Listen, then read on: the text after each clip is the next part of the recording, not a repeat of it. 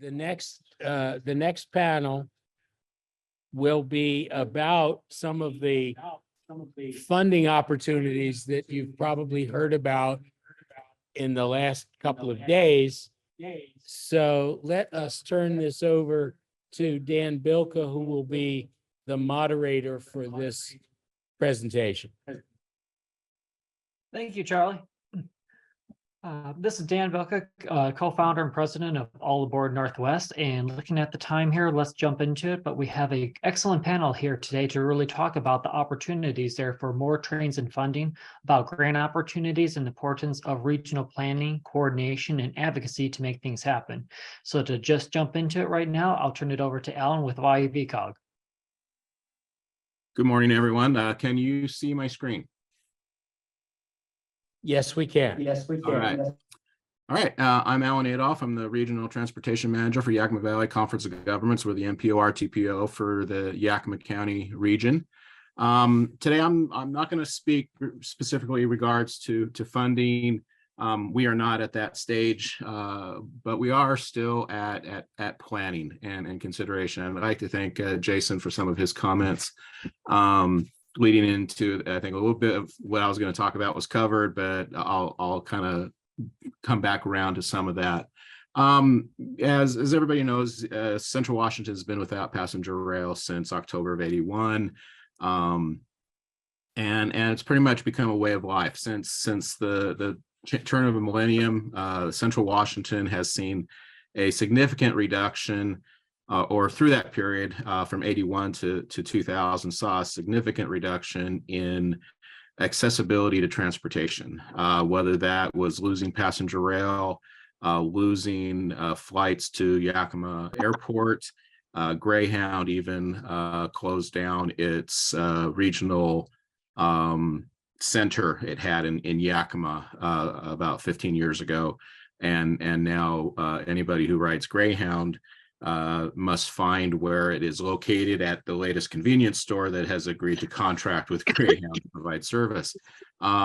So we had gone through significant reduction in the ability of our residents, and when you include Kittitas County, you're looking at over 300,000 people in Central Washington that was seeing a significant reduction in the ability to transport itself, not only around the state, but around the country as well.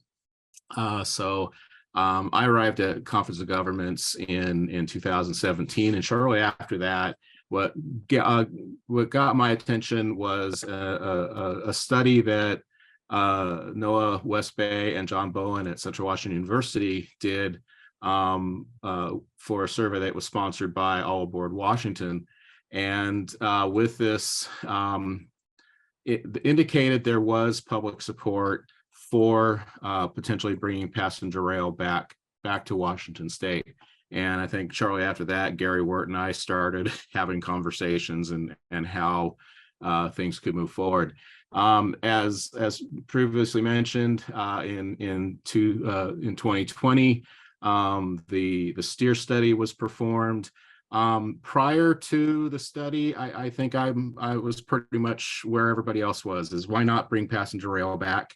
And you know, how hard could it be? You got rail, we have depots. It should be fairly simple to do, and there seems to be a lot of anecdotal support of passenger rail back into the area. While the study, I think, it was an eye-opener. We locally feel that it was somewhat limited in it, that again, and it's based on the scope of the study, that it was looking at passenger rail within Washington State. And I think that was our mindset prior to the STEER study being done, is why not passenger rail in the state of Washington? And we really didn't consider impacts of passenger rail as a multi-state service, where we could still get the benefit of moving within the state using existing services if passenger rail was to come back through Yakima. So there are components, and I see both sides. There's areas that need further study, but I think there's also areas where there may be conflict in perception, that in itself is probably justification for better analysis and more discussion in the possibility of bringing passenger rail back. Based on the results of the study, it was going to take potentially a federal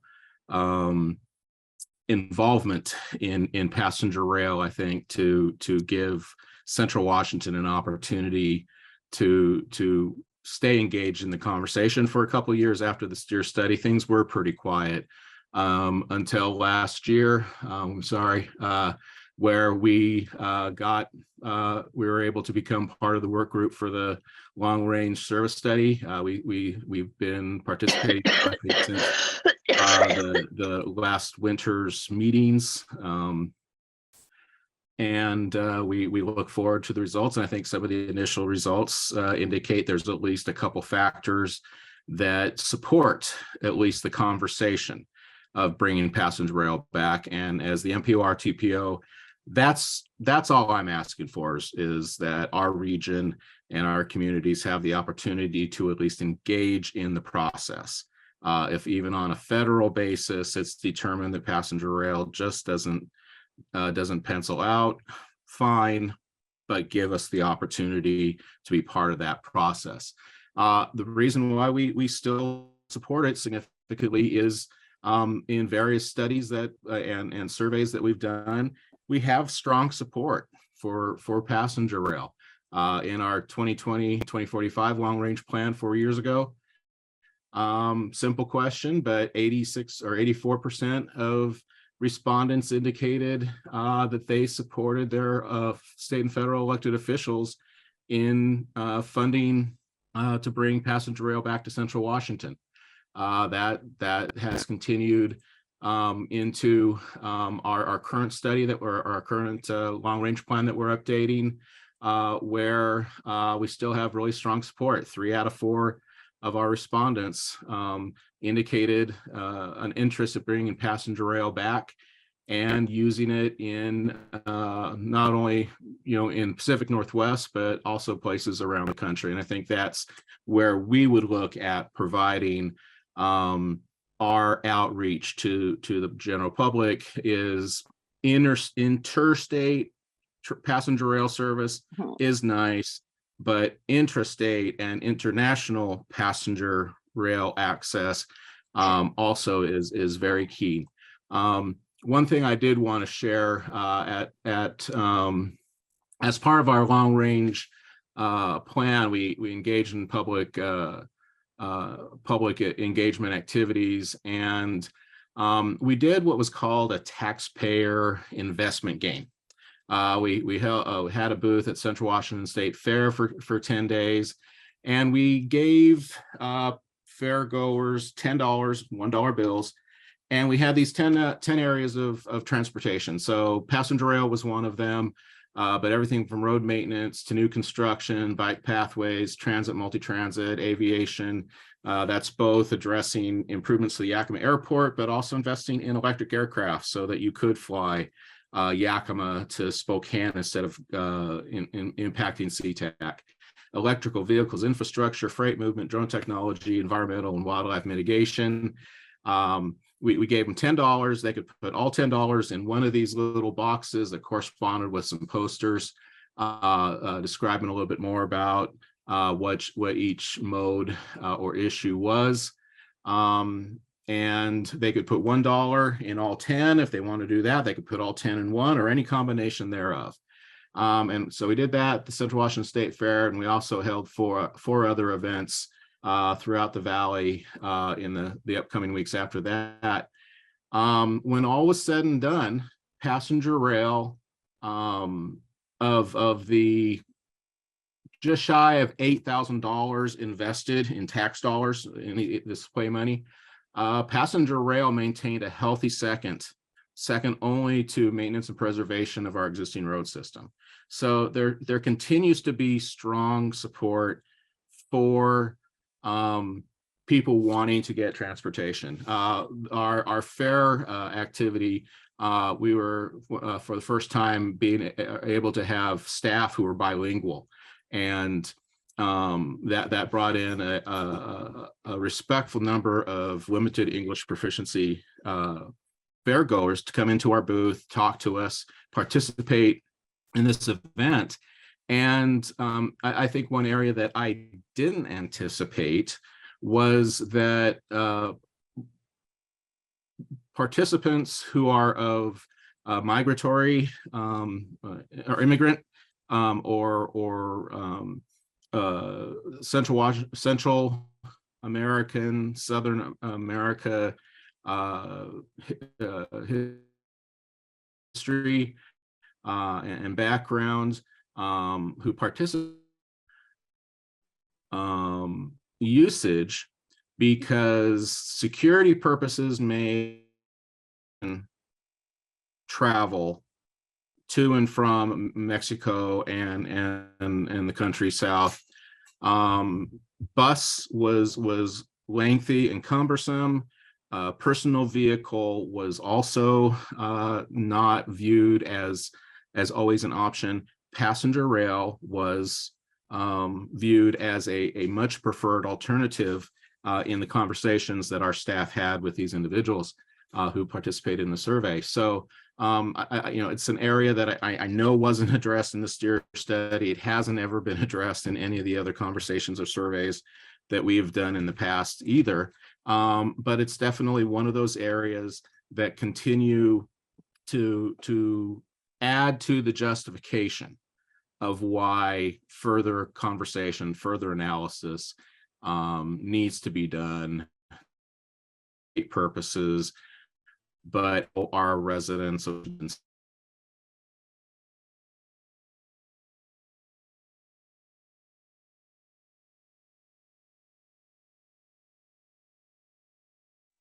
that they could have across their region there, and making sure that we're addressing them sooner rather than later, and being well coordinated over multiple different component projects therein.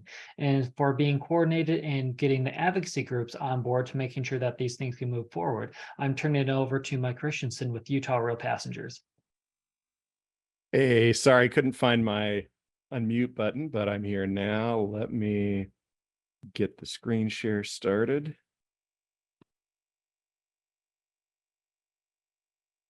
There we go. You should see my screen now. We can see it. Awesome. So I've been running the Utah Rail Passengers Association for the last 5 years. And the reason why I started it was as a grad student at the University of Utah, looking at how to expand passenger rail across Utah and into neighboring states. I quickly concluded that Utah lacks the institutional capacity to pursue passenger rail. It's very interesting whenever I hear from people at, for example, WashDOT or ODOT, there are actual people that have titles that show that they are the ones that are tasked with passenger rail in that state. And unfortunately, in our state DOT, we don't really have people that have that position yet. And because of that, we have, while everyone else is celebrating wins, we are licking our wounds and realizing that we need to find a new approach for getting federal grants in the future. So that begs the question, what now?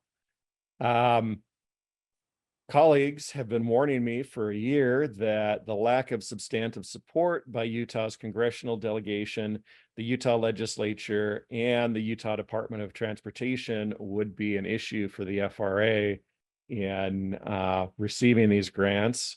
And I also have to say that I apologize to all my colleagues in Idaho who have been doing a great job building enthusiasm around expanding passenger rail in Idaho. Unfortunately, that effort has not been progressing well in Utah.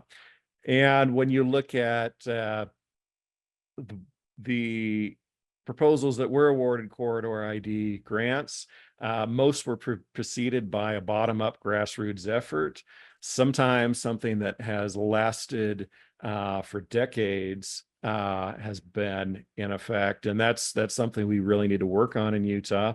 So I've concluded that in order to successfully win federal funding and eventually implement new intercity passenger rail service across Utah and connecting to neighboring states, we need a bottom-up grassroots effort to build a coalition of communities in order to win over Utah's congressional delegation, the Utah legislature, and UDOT.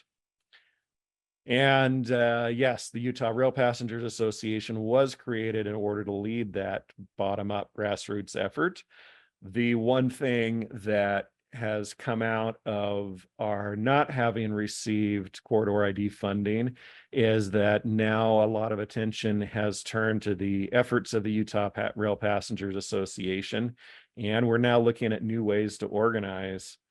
And to summarize, this has kind of been the way things have gone in Utah in terms of trying to get passenger rail. We've basically kind of been sabotaging ourselves by not doing the hard work of finding out what is needed. And now, unfortunately, there are people that are blaming the federal government for our failure rather than looking at a better way to get it done. So that's everything I've got. Thank you for that excellent overview, Mike, and really kind of laying it out on how critical it is to get advocates and the community members involved at an earlier stage. And now I'll take a moderator's prerogative on this one and ask all three of you about how critical is it that we find a lot of people are interested in these things, but many people are on the sidelines.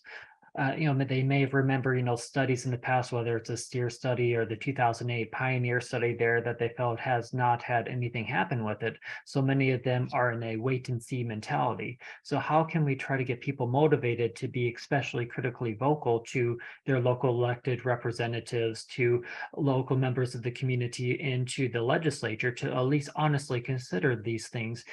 Doesn't mean that they're blindly supporting them, but to honestly consider them while there's these great opportunities of the bipartisan infrastructure law that a lot of these other states have been able to really monopolize on. I'll ask Alan to go first and then rotate around from there.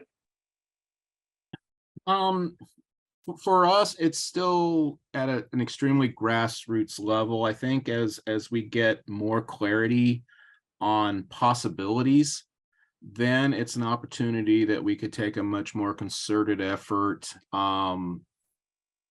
The other key is getting our elected officials based on what is known at this point to be more engaged, more supportive. And probably one of the biggest issues that we face on that, we just completed an election year, we've got turnover. So it's always re-educating not only the public, but our elected officials as well. So that's where we're kind of aiming at for the short term. Excellent, well said. And if I can actually ask a kind of a side prompt too to Chris, is especially with the crossing there and how critical of a bottleneck that it could potentially be. And like you're describing with, doing servicing in the past there and how much that had impacted people. So how have you found like engaging to people that maybe rail isn't even on their conception of transportation that way? How have you found that motorists can recognize that this is also critical to their needs as well, even if they are not going to directly use it themselves?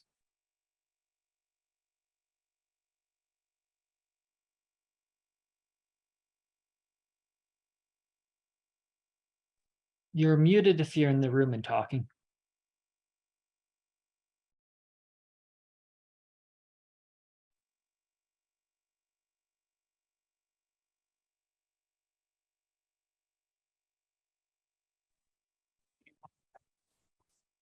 Well, while we wait for that, I'll turn it over to Mike Christensen too, and talking to your fellow Utahns about the interest that way, since we find there's a lot of interest in people out there, but where is the kind of disconnect getting that to be motivating to the legislature, congressional delegation, and some of our elected officials, since honestly, you have been really spearheading the way with what excellent service that Frontrunner has been doing. So why is there kind of disconnect right now?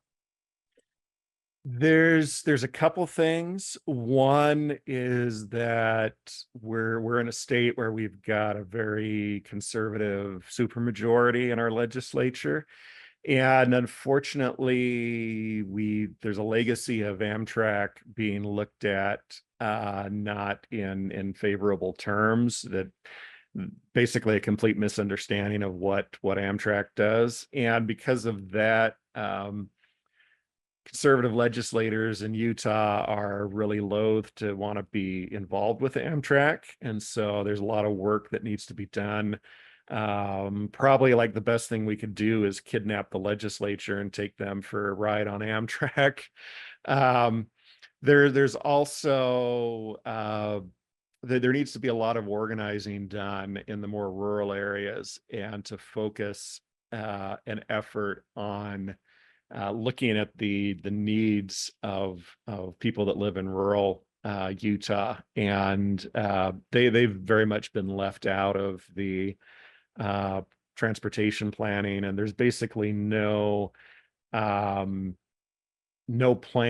for statewide transit that would serve rural areas and the big cities of Utah. So that's really what we're looking to build an effort on. Thank you for describing especially on how these projects and conceptions of projects in transportation have an outsized impact onto the people that they serve. Because from, like you're describing, from a rural area there, they often would need to travel to the big city for healthcare, education, cultural events, whatever it might be, and might actually travel more frequently than people would give them credit for in a rural area there, much more often than maybe you in an urban area often travel those lengths of distances. And if I don't believe we have Chris on right now, but Alan, if you want to chime in on how much of a regional hub Yakima is, and how much like people throughout the region want to be able to travel both to Yakima and beyond from Yakima, be it to Spokane, Portland, wherever it might be, and how could rail fulfill that role better as one part of an interconnected transportation network?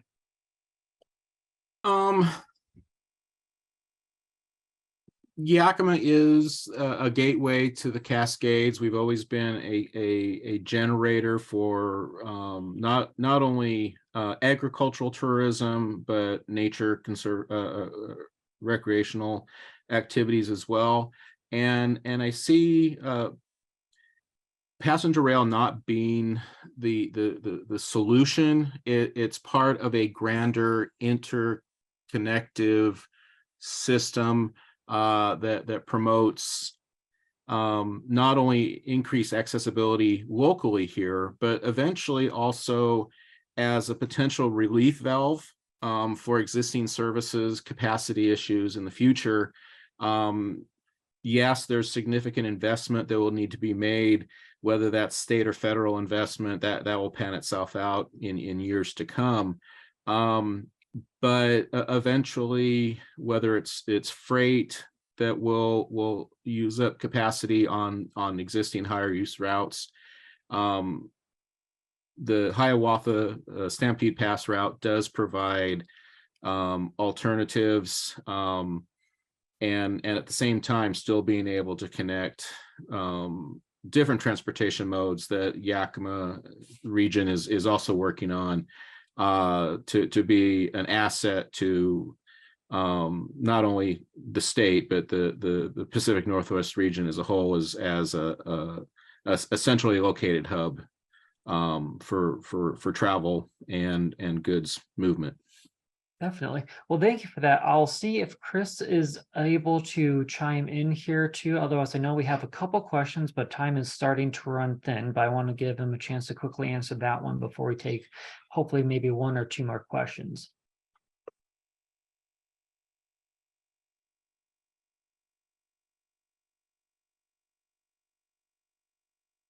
Well, currently, I do not know if those in the room can be able to hear us online that way, but I guess in lieu of being able to hear them, I will take one question here. I see a hand raised by Kim, and ask it to be short. Thank you.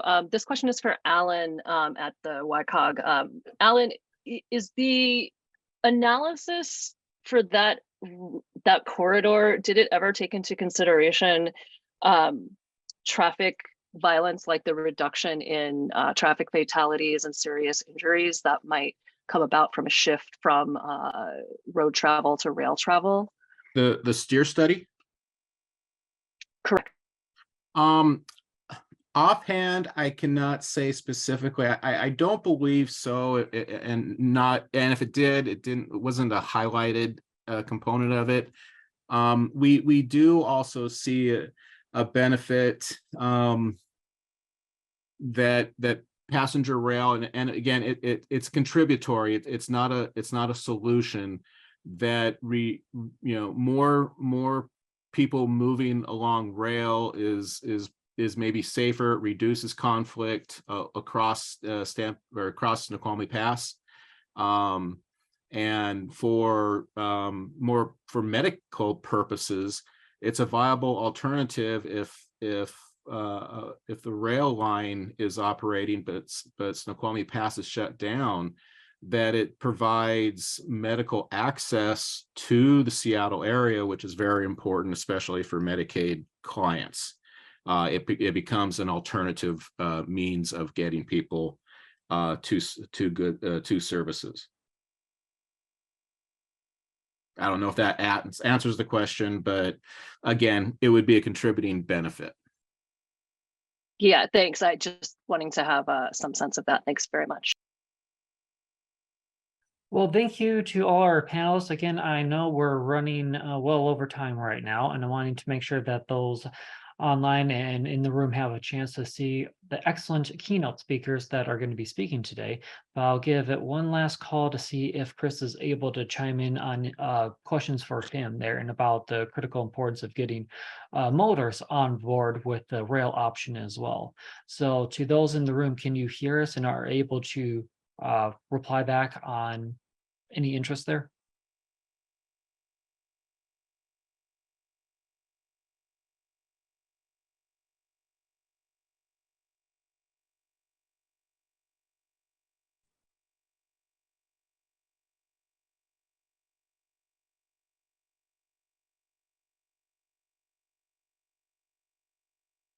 Well, it looks as though we might have lost the connection with the online or the room option. So I will see what we can do. Charlie, are you there? We're working on it. I hope you're at least able to hear our commentary online then, otherwise.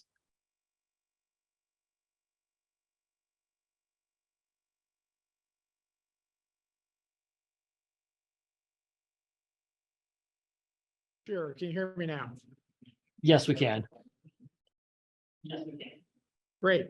Well, to answer the question that was posed at the beginning, what are the challenges of getting rail into a project like the interstate bridge replacement?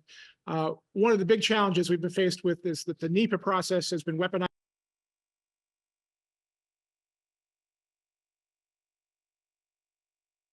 You just cut out. All we heard was the NEPA process has been weaponized, and then. Okay, how about now? Yeah, go ahead. Okay. So the IBR is essentially a restart of the Columbia River Crossing project from 10 years ago that was not funded. So the project is doing a supplemental EIS rather than starting from scratch and reassessing purpose and need. So they've essentially said, we did our alternatives analysis a decade ago. We're not looking at new alternatives. So again, the public comment period is our way to object to that. We think it's if something goes on hold for 10 years, it's probably worth rethinking, did you have the right project to begin with? But we have not been given that opportunity. Thanks. Thank you for keeping us informed on that and making the good call to make sure it's involved on the first discussion of the new crossing. So from that, I guess I'll close up this session and turn it back over to Charlie if you're able to have the room set back up, at least for us to be able to hear from the new keynote speakers.